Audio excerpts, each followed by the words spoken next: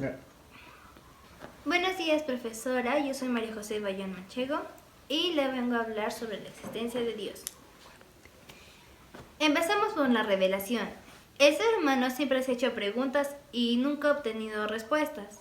Es por eso que Dios se nos revela para resolver nuestras dudas. La religión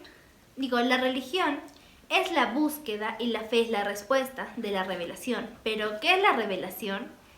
Es lo dicho o dado a entender por un ser sobrenatural o una divinidad que no se conoce, pero que es verdadera. Entonces tenemos tres formas de revelación. La revelación natural. La revelación natural es toda la naturaleza que nos rodea, la cual podemos percibirla a través de nuestros sentidos. Por ejemplo, si vamos al campo, podemos apreciar por la vista los animales, los paisajes, por el tacto al acariciar un animal o por el olfato cuando leemos las flores. La segunda revelación es la revelación sobrenatural. La revelación sobrenatural es cuando Dios se nos presenta a nosotros para responder nuestras dudas y tener una conexión, una comunicación directa con nosotros. Aquí tenemos dos partes. La primera es la revelación patriarcal. Patriarcal significa padre. Entonces, los primeros padres fueron Adán y Eva. Aparte, acá tenemos 3 puntos. Primero, que Dios creó de la nada. Dios creó de la nada, ¿por qué? Porque Dios es el creador del universo y ya había existido antes de crear todo lo que conocemos ahora. Segundo, el ser humano es la máxima creación. ¿Por qué? Porque Dios, después de crear el planeta, los animales, las plantas y el universo, creó al hombre y a la mujer, los cuales los colocó en la creación y los tomó como lo más importante de esta.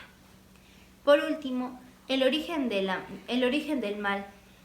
El origen del mal lo podemos apreciar en Génesis, que nos cuenta sobre cómo la serpiente engaña a Eva para que muerda la manzana, y una vez que Eva mordió la manzana, hizo que nuestra conexión con Dios se rompiera. Y lo segundo que ocurrió fue de que empezó a tener vergüenza de su desnudez, por lo cual se empezó a cubrir.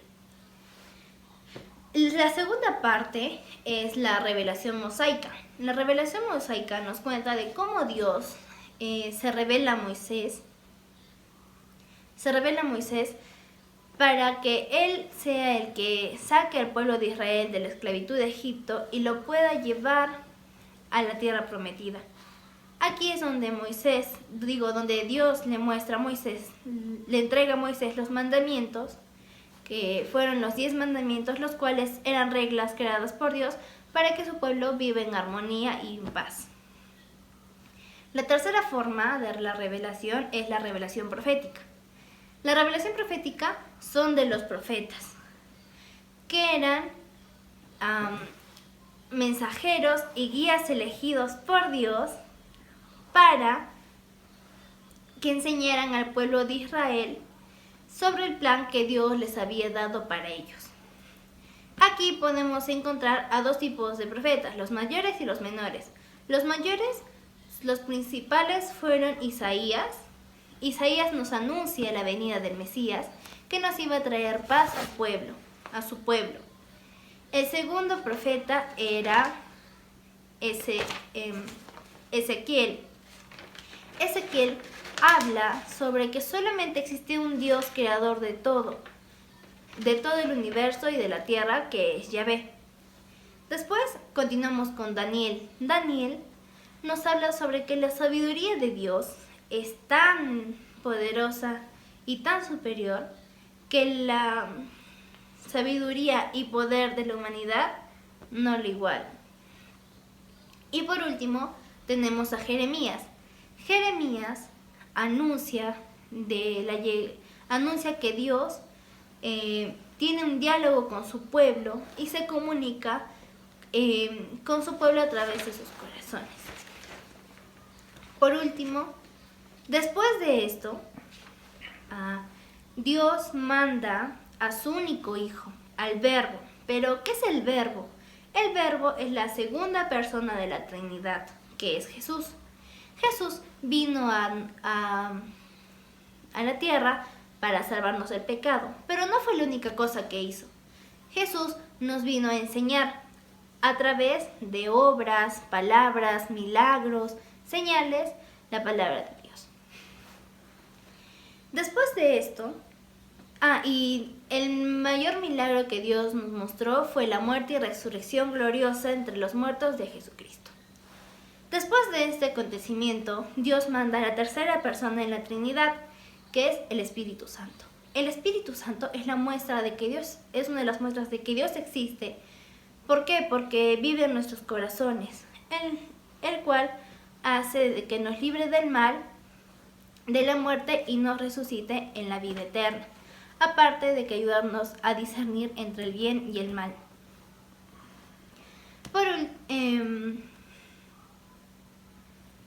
Entonces, una vez que Jesús vino a la tierra, trajo las buenas nuevas. ¿Pero qué son las buenas nuevas?, se preguntarán.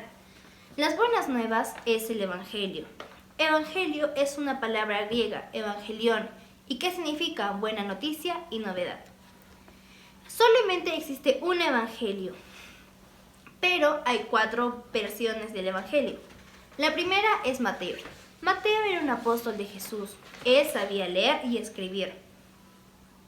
Y su evangelio fue considerado el más largo.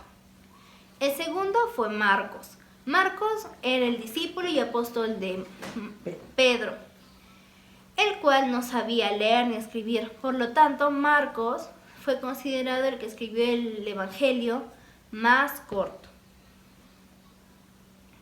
Pero después sigue Lucas. Lucas era un médico griego que sabía leer y escribir.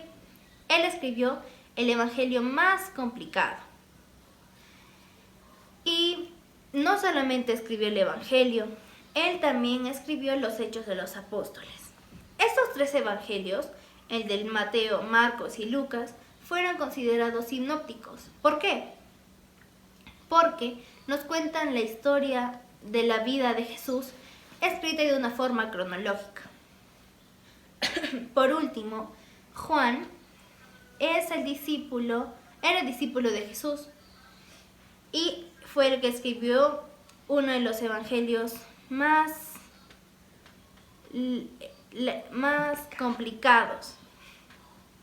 Y no solamente escribió el evangelio más complicado, sino también escribió Apocalipsis, ya que mientras estaba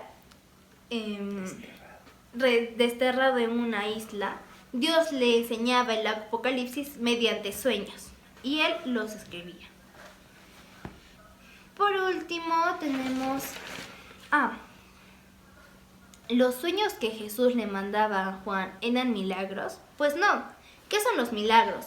Los milagros son cosas inexplicables e improbables que ocurren rara vez, y es la intervención divina de Dios con su pueblo. Los milagros están hechos para fortalecer nuestra fe.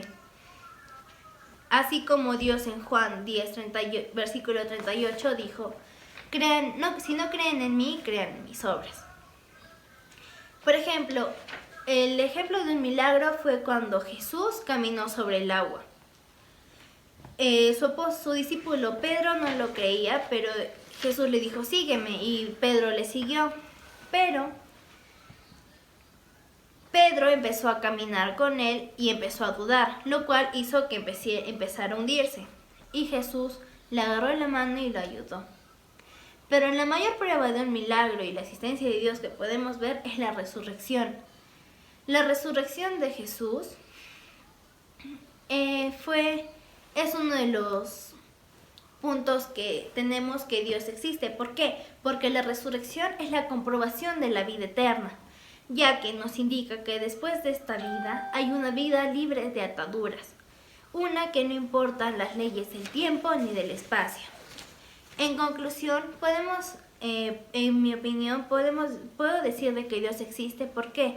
Porque veo la manera de que la manera de que Él se manifiesta en mi vida a través de todo lo que me da día a día. Por ejemplo, la mayor prueba fue que me dio la vida. Y cosas así como salud, un hogar, una familia. Y aparte, sobre la naturaleza, como yo le había dicho, de que es una de las pruebas tan maravillosas y perfectas que Dios ha creado. Porque así como los humanos y los animales podemos crear vida. Y es algo que está tan bien planeado que es difícil de creer. Y solo Dios lo pudo hacer.